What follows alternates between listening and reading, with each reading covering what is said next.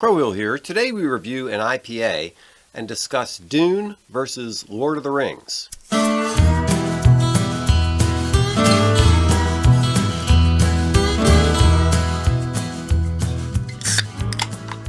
Hello and welcome to Beer and Conversation with Pigweed and Crowhill. Good evening, Pigweed. Good evening, Crowhill. What's on your mind? Well, I came across this very brief discussion on Dune versus the Lord of the Rings. Yeah. And let me just read the first sentence. It says, Tolkien hated Dune, but was too polite to explain why. When you compare the sensibility of Tolkien's writings to those of Herbert's, it makes sense why it wouldn't appeal to him. Okay. And so I thought, you are more familiar with both of these series than I am, that I will kind of read through some of this evaluation by this guy, why he thinks that Tolkien would not have liked it, because, as he says, it's not like Tolkien, wrote an essay on it, Yeah. but why it makes sense that Tolkien would frown on Dune, and get your response. Yeah, aside from the fact that Tolkien was probably just sort of a curmudgeonly old fart. What was Dune, 65 or something like that? First Dune? Yeah. And it was the end of his life. But Tolkien is well known. He didn't like Lewis's Narnia series, and he basically didn't like anything that he didn't do. Solid ground to stand on. Yes, well, I mean, it was a genius. So. All right, so what kind of a crazy beer have you brought us? All right, here? I don't know. Read the title. It's a long one. So this is from Atlas Brewing, and it's called Giant Flaming Zombie Polar Bear Double IPA. Okay. Yes. So I saw it in the store, and how could you resist that? Near DC, and actually, the real eye grabber was the $9.99, which might come into play here. Yes, there might be an explanation for that. Yes, there might be. Yes. So you met my beer genius at work. He probably was not exactly what you were expecting, but no, wasn't what I expected. 6'7" with a Gandalf beard, but knows a lot about beer. But he does know a lot about beer. So I mentioned, because it's a DC brewery and he works for a DC brewery. Yeah. I said, "So you're familiar with Atlas?" He told me where it was. I told him I got the double IPA, and he says, What's that with the He says, yeah. He says, they don't actually move a lot of beer through beer stores. Yeah. You might want to check the date on that. Yeah. And what do you know? I got October 30th, 2023. Yeah, and it's well into 2024 right now. So the question is, for some beers, I've got beers over here that have been sitting there for 4 years. Right, and they'll be better. And they'll be fine. Now, a double IPA after 5 months, right? Again, might explain the $9.99. Yes, which I wasn't thinking of at the time. But my guy already was way ahead of me. I didn't even tell him the price. Yeah. So there's a couple things to think about here. Yeah. Generally speaking, high alcohol beers age better, and this one is 9.4%. So from that point of view, it should age well. However, a double IPA generally relies on a lot of hop aroma. So from that point of view, not so much on the aging side, because you lose hop aroma over time when you age something. It's a hop-forward beer. Yes. And so all hops tend to dissipate faster than malt flavor. In fact, malt flavors get better when they blend together. Yeah, so the hop flavor tends to mellow out, and that's not what you expect in a double IPA. I'm still getting somewhat hop aroma. I'm getting a reasonable amount of hop aroma. It would be lovely if we had a freshie? This old one and a freshie to compare. That would be interesting. I would expect that the fresh one would have way more hop-forward aroma. But I haven't even taken a sip yet. So right. So we got 75 IBUs, brewed in the district. I like it. It's got kind of a piney sort of a hop flavor. Yes. It doesn't say what hops are used, but I would tend towards the piney than the not. Yeah, the piney, sticky kind of hop flavor, and it's got a good maltiness to it. It's got a really good hop bitterness. Well, I'm getting You getting an odd flavor? Odd on the back end. Like, there is something. There is something, but again, without having a fresh one on hand, yes. And like, I mean, is that just how the beer is? Yeah, because is it a consequence of the 5 months? Exactly, because there are some hops that give kind of a funky sort of a flavor, and I'm getting a little bit of that. You're right. After the swallow, after you kind of wait a little bit, you're like, what's that lingering flavor? You get this lingering, slightly funky kind of a flavor. I don't know if that's I'm sure my guy would know that. Oh no, that's oxidation or whatever. Yeah, I don't think it's oxidation, but so that would be interesting. I mean, we need to find both a fresh one and an old one, and that's Northeast DC. Maybe we've got ourselves a field trip. There we go. Yeah. What we need to do is buy one, stick it up there with your other beers, and let it sit for a while, and then buy a fresh one and see what happens. All right. So Tolkien and now I know some people say Tolkien. I just say Tolkien. So sorry. Yeah. J.R.R. if you're offended, but that's just what I say. I know you're not a South Park fan. So for as long as I can remember, the show's been on 20 years now. Yeah. It's in a small town in Colorado, and there's only one black kid. Okay. And his name is Token. Until recently. That's awful. Yeah. Recently, he's like, my name is Tolkien. I go, what? And everybody. So they've been doing this for 20 years before they decided it, before they all figured it out. They're like, oh, sorry about that. You thought my name was Token? Oh my gosh. He's a huge Lord of the Rings. His dad is like this huge Lord of the Rings fan. Right. So, my gosh. Oh, but obviously they couldn't. They meant for it to be harsh. Yeah. And then just later on decided, I got a zinger for you. What if we say, that's funny though, isn't it? Yeah. So it's not Token. It's not maybe Tolkien. Maybe Tolkien, but we'll just say Tolkien. Yeah. So all right. So I'm going to go with this one, this first one here, and your reaction. The Lord of the Rings has clearly defined good guys and bad guys, and is a story of good triumphing over evil, while Dune is a group of not-so-good people getting revenge on even worse people. Yeah, I think that's fair. Is that fair? Okay. Tolkien, a lot of people criticize The Lord of the Rings for the characters being too monodimensional. You have the good guys and you have the bad guys. And I think that's a little harsh, because there are difficult characters in The Lord of the Rings. You have Saruman, who becomes evil, and you have Boromir, who gets tempted by the ring and becomes evil.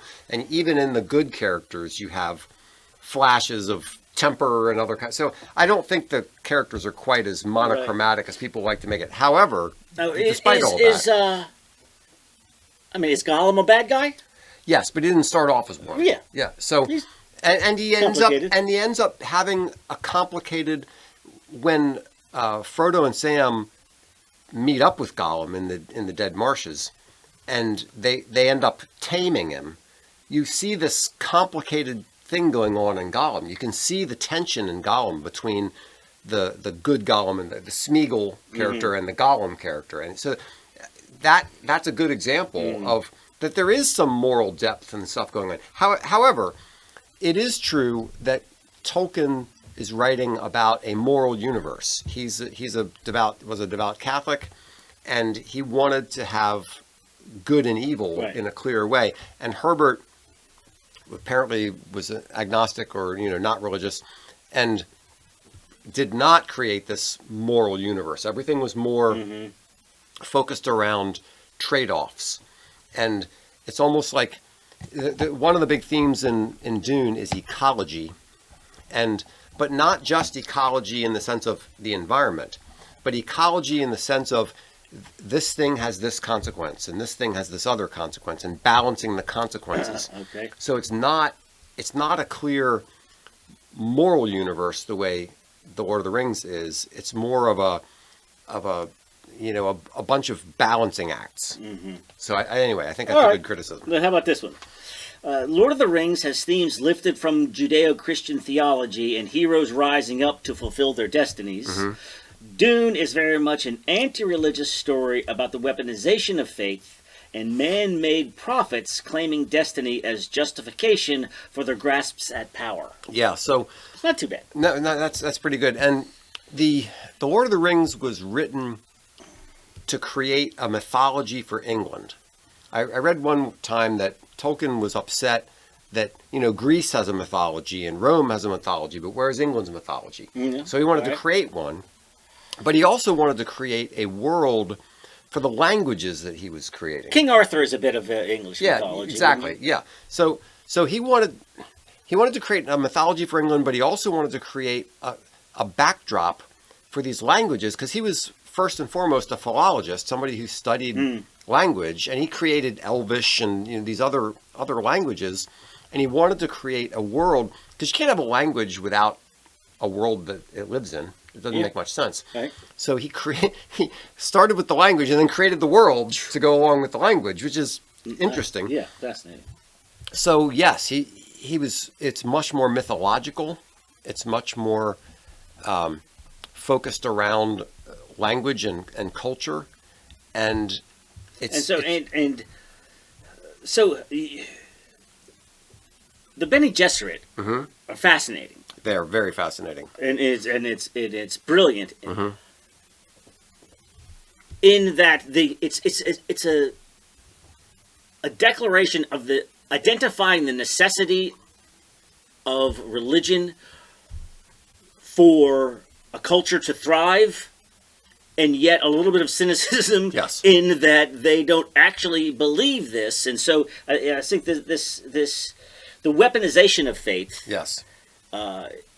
But not for their own selfish ends, I don't think. I think that they believe that the proper use, they wouldn't call it the weaponization of faith. They're going, the proper use of the need for faith can be used in a positive way to benefit mankind, something along those lines. It's very complicated, and it's fascinating. And one of the things that's common between Tolkien and Herbert is they create these deep worlds. There's all these other things going on. Right. Layers and layers and things within. There's a phrase in Dune that's not occurring to me. It's like things inside of things inside of things. Right. And the Bene Gesserit are fascinating because they're almost like a religious order of nuns in a way. I've heard them referred to as, space witches. Yes. There's something a little slightly witchy about them. Yes. But at the same time, they are atheists, and they use religion to manipulate.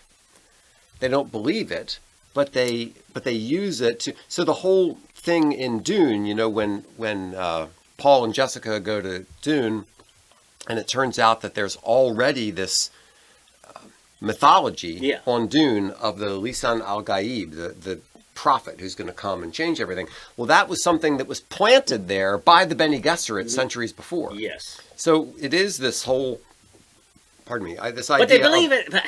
But they are also trying to actually make it true. It's not just that they're going to leave the mythology in place for its own sake.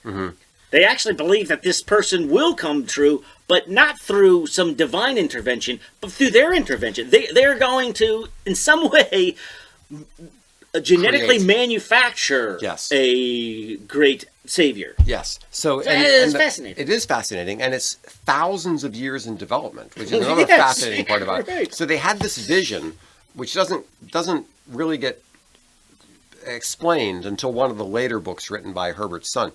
But that far down? Yeah. So it's hinted at in different places, but it's explained much better in some of the later books. But the idea is that thousands of years before any of the events in Dune, the Bene Gesserit had this idea of creating the perfect man to be sort of the savior of mankind and the ultimate leader, but by an all-female cult or whatever. But under their control also. Yeah. So they had this vision of saving / controlling humanity by creating this the Kwisatz Haderach. And what they would do is they would blend different bloodlines. And the way they would do that is they would get impregnated. They're all women. They would get impregnated by different people and guide this genetic line to this ultimate person. Right. And that's Dune is the end of that process where they're like within a generation or two of getting the Kwisatz Haderach.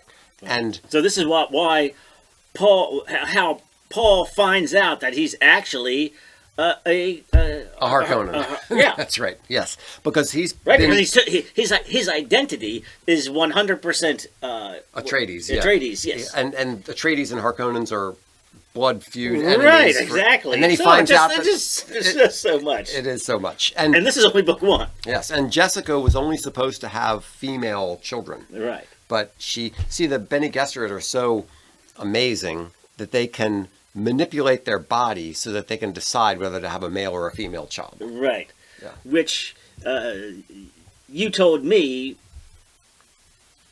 that the reason that Baron Harkonnen is so fat and disgusting, because in the kind of shaky 80s version, he was disgusting and diseased. Yes. Where in this one, he's very smooth-skinned, just enormously fat. And I remember mentioning to my kids, my grandkids who I took to the movie, he's just a big fat slob. But he wasn't that way originally. He was actually a very powerfully built, athletic man. Okay. But he was a creep. The Harkonnens are not good people. Right. And the Bene Gesserit wanted his DNA for their thing, right? So one of the Bene Gesserit leaders went to get impregnated by Vladimir Harkonnen, and he pulled a trick on her and basically raped her. And it was so she pulled a trick on him. So she pulled a trick on him and manipulated her body chemistry to infect him with this nasty bug, which made him big and fat. And so the reason he floats around in the air is because he doesn't have the muscle strength to stand up and walk. So he has to wear these suspensor belts. But it's not just because of his girth. His legs have. Yeah, he just can't walk around. All right, hold on. I'm sort of getting Tolkien short shrift here. Okay, yeah. How about this? Lord of the Rings is about small people from humble backgrounds facing dangers to protect what they love. Dune is about aristocrats killing aristocrats and using the little people as cannon fodder. Yes, that is very true. That's not too bad. And that goes back so to... This is something I'm sure that Tolkien would take pride in pointing out. Yeah. And saying why Dune sucks. So Tolkien was in World War I. Okay, I got that down here too. Yeah, so let's don't forget that. He kind of hated the mechanistic warfare. In the back of his mind is knights on horses and this kind of glamorous,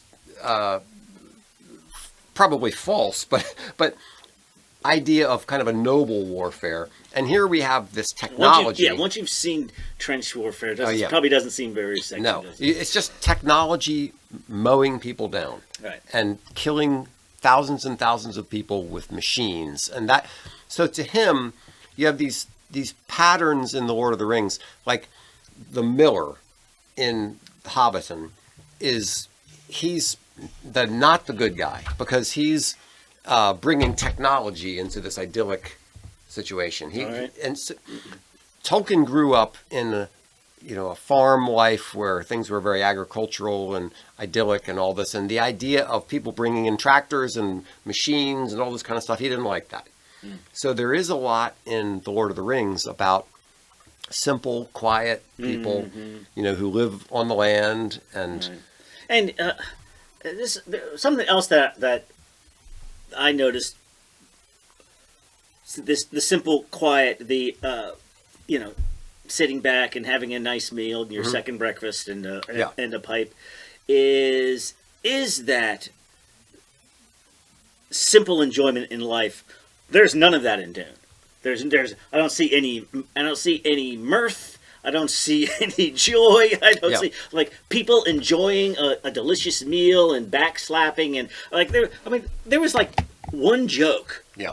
Where people and in Lord of the Rings, you get you get plenty of the enjoyment of simple pleasures and food. And I think that's a great observation because one of the big themes in the Lord of the Rings is taking joy in simple things in life. Yeah. Things that are just normal things like stars and trees and brooks and, a mug of beer. Getting back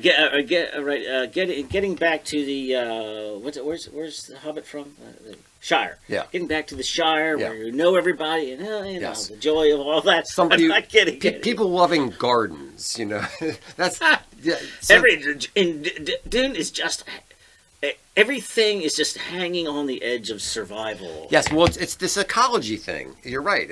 Everything is on the edge, and it's balancing this thing against that thing. And there's no joy in the simple things in life in Dune. Everything is conflict and It's now it's fascinating. I love it. I love the books, but it's a very different view of the world. How about the Lord of the Rings is optimistic and ends with a true king being restored to the throne and ushering in a golden age. Dune is pessimistic and ends with a tyrant being replaced by another tyrant. Yes, very true. And there's no vision of... So Paul, one of the big things about Dune is people typically think of Paul as the hero. He's not really the hero. I know. Well, but the viewer is wanting a hero, and so you're kind of imposing that on Paul, and Paul disappoints. Yes, so Paul has been forced into this situation by various things. One thing was his family raised him to be a mentat. So part of the background to Dune... This is great, go. Yes, part of the background to Dune is they rebelled against the thinking machines. And they said, from now on, you can't make a thinking machine. You can have technology, but it can't be thinking technology. And you have to train people to do... So they would have these people called mentats who would do calculations in their heads. Right. So Paul was a combination of being in a royal house. He was going to be a duke. He was also a mentat. But unbeknownst to his father, he was also in this Bene Gesserit line of succession towards this ultimate Kresak Haderach character. Right. But he had to have known. I mean, he knew that his wife was a Bene Gesserit. Yes. So he knew he was to some extent being used. Duke Leto, Paul's father. So Paul is, yes, he's nobility, and he's forced into this situation, but he's not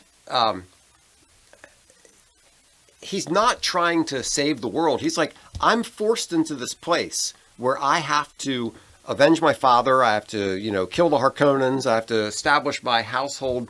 And he does all the things that he does because he gets this prescience from the spice, which is, inherent in Dune. There's a lot of spice on the planet.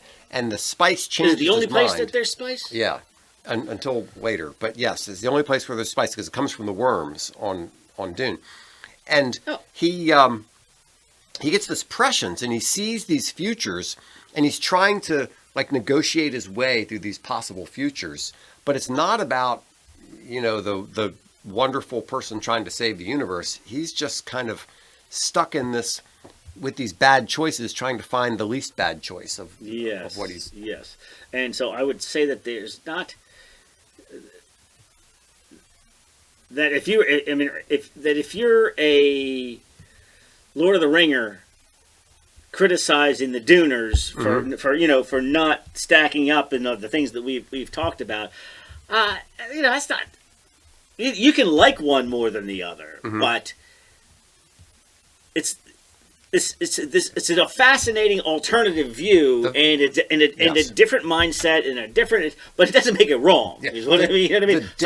The depth of both of the books is phenomenal. Yeah. And the vision and the way that it's not just a story about, a guy meeting girl, falls in love, shoots somebody. It's this world-changing panoramic view of I think we're going to get the Duneverse here soon, right? I mean, I'm sure because if they decided we're just going to do Dune 1 in 2 movies, then it would have been easy to end it with everybody in the galaxy bending the knee to the idea that we have a new emperor, and And they didn't. The do scene that. is over. Right. The scene is over, and they didn't. The book didn't do that, and the movie didn't do that, which means it ain't over there's yet. There's plenty of other books. And, there's lots of other books. Yeah.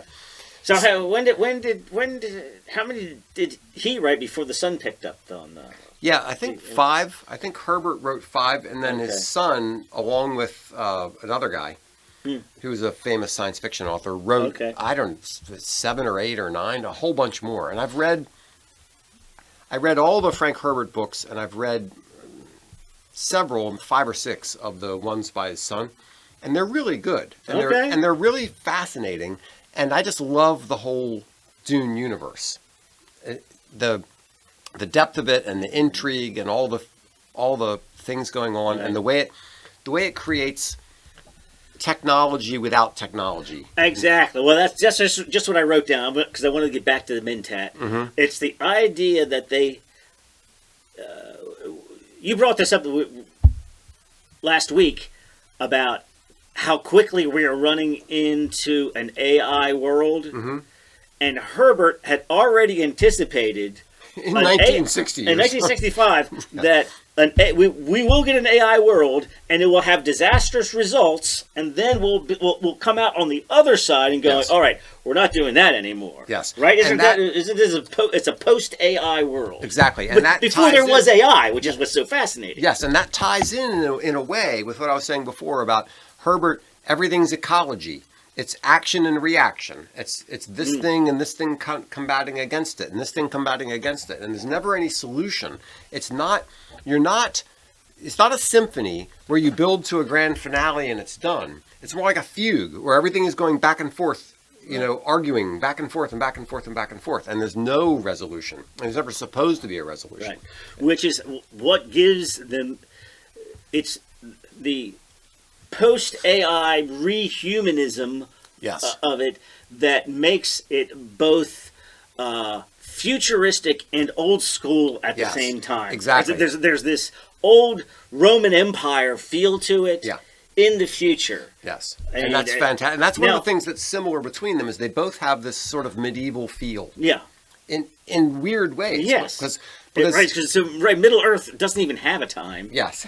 And this was it 10,000 years in the future? It's way, way, way in the future, but it still has a medieval kind of a feel to it. But there's knights fighting with swords. But there's isn't it because the reason that they fight with swords is because their body shields, right? So they have this shield that will deflect firing weapons. Yes. Therefore, it forces them to actually fight hand-to-hand combat. Yes. So it's more complicated than that, but yes, that's right. So they have these personal shields that they wear, and apparently, if you fire a las gun, which is the kinds of weapons they would use, and you shoot a las gun at a shield, it makes like a nuclear explosion. So you don't do that.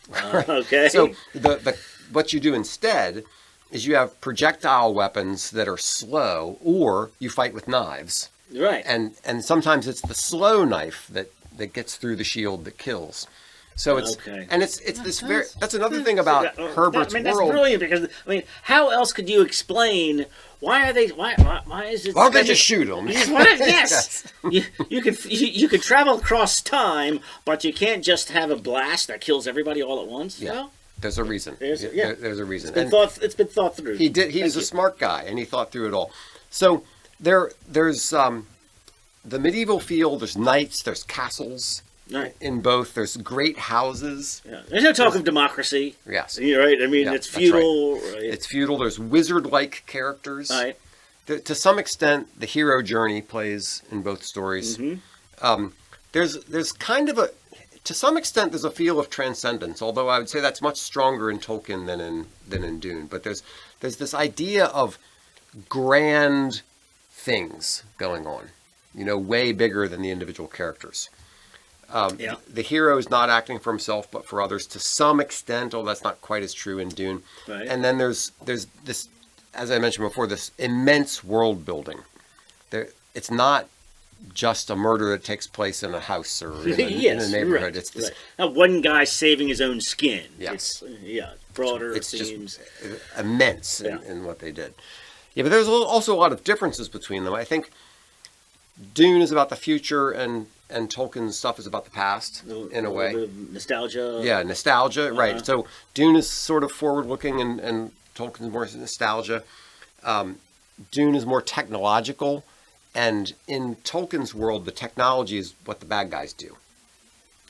The bombs. Yeah, right. So Saruman is the one who has the blasting things that are like explosives. Yes, I was wondering about that, like technologically. So I didn't realize that there was, during the big battle, you've got, cannonballs or you got explosives. Yeah. But the explosives are primarily used by the bad guys. Yes. Yeah. The good guys don't do any of that kind of stuff. The good guys are on their horses, charging in and trees, all that kind of stuff. Yeah. So there's the mythological versus the speculative. Another big difference, as you already pointed out, is the religious difference. Yeah.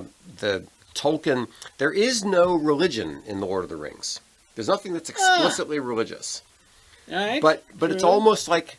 Right. There's almost no prayer. There's no appeal to greater. Well, there is sort of. There's an appeal to Elbereth Gilthoniel, who's this magical elf, basically, and so there's sort of something like prayer, and there's things like sacraments. There are objects that carry grace with them. But as a deeply religious Catholic, you don't feel that he's infusing the whole world with. Yeah, they're not going to mass on Sundays or anything. Right. So right, or you're right, or some Middle Earth version of. Yes. Not really, right? In one way, it's deeply religious, and in one way, it's not religious at all. So, which is kind of interesting. Which makes it great. Yeah, and then so unique to Herbert, I would say, is that religion can be corrupted and used towards political ends. Another thing that's unique to Herbert is the use of psychedelics, because the spice is basically a psychedelic. True. And then the whole idea of ecology and environmentalism and the revival of Arrakis. Drinking your own sweat and urine. It's pretty gross, yeah. And then unique to Tolkien, I think, would be the sacramentalism, the idea that, so when Galadriel gives Frodo a gift, when Frodo is leaving Lorien, she gives him the water from her mirror in a little vial that he takes with him, that becomes a light that becomes brighter in darker places. It's like a sacramental sort of a thing. There's more of a concept of temptation in Tolkien. In Dune, it's more just sort of calculations and being tough. It's not temptation in the same sense that you have in Tolkien. And then I would say there's more of a sense of fall, redemption, and free will in Tolkien, and it's a more positive, hopeful view. Yeah. Well, that's very interesting. They're just two great worlds, and I think we've been fortunate to have two great directors be able to take that world and make great films out of them. It'd be easy to mess this up, but I think they both did a great job, and providing very different worldviews. Very different, and a lot to think about. And it's fascinating because I love both of them, and in some ways they're just so very different. Yes, you're almost. I was wondering if you or this outline I was reading took sides, like, if this is versus this, and you have to either be on Team LOTR or Team Dune, right? Or because and we're not going to be friends if you pick the wrong side. Right. But there's no need to do any of that. No, I don't think so. Right. I find them both fascinating, and I love them both. And I've read Lord of the Rings many times, and I've read tons of the Dune books. Right. Fantastic. Yeah. Well, that's very, very good. Okay, that was fun. Yeah. Do you have one more thing you want to discuss before we go? Yeah, we need a man of the week. Okay, so this is unrelated to the story. This to is the show. Totally unrelated to Dune versus Lord of the Rings. Okay, so you know what? It's funny. The only people who have earned multiple mans of the week have been liberals. I've given Bill Maher. I think Bill Maher might be a three-peat. Might be. And here, I think Carville. This is at least two. This is at least two for Carville. For Carville. So this is James Carville, who was instrumental in the Bill Clinton presidency and been a. It's the economy, stupid. He was the guy behind that. Yeah, I think so. And he has been, political commentator, operative, whatever. Raging Cajun. The Raging Cajun, yes. His great Cajun Louisiana accent. Yeah.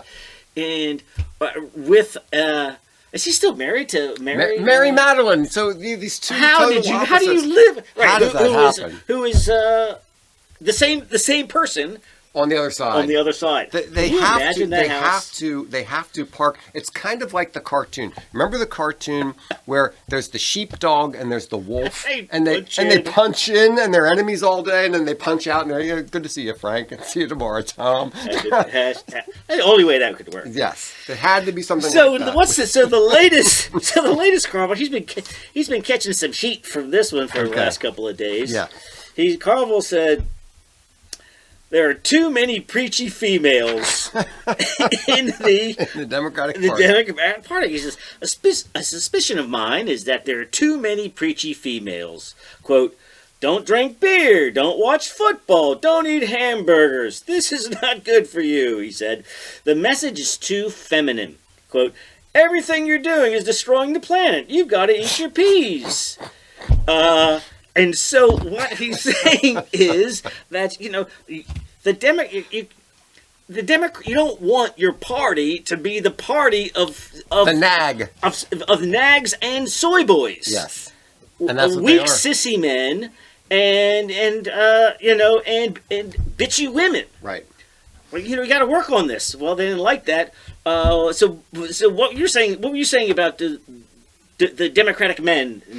So if you think about it, the way the Democratic Party used to be, the party of the guy who went to work all day, the guy who showered when he came home from work, the guy calloused hands, carrying his lunch pail, going and working a union job. That was the Democratic Party.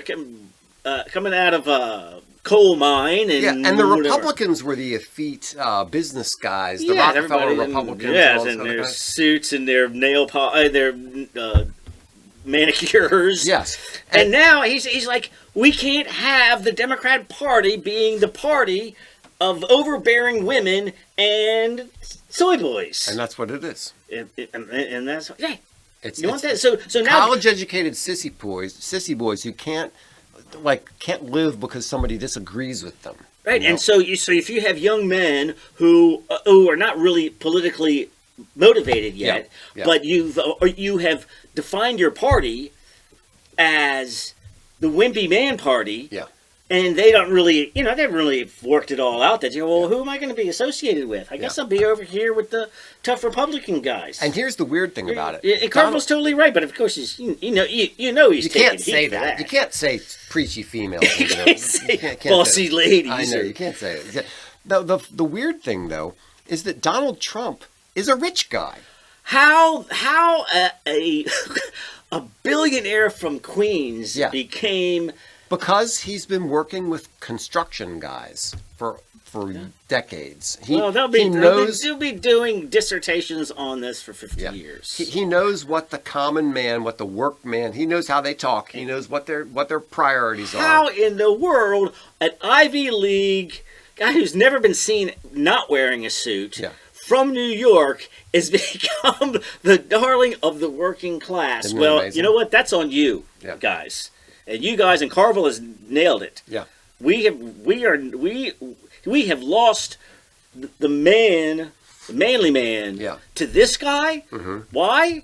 Too many preachy females. And that's why RFK is going to be pulling some people away from the Democrats, because RFK is whatever else he is, he's a manly man. Yeah.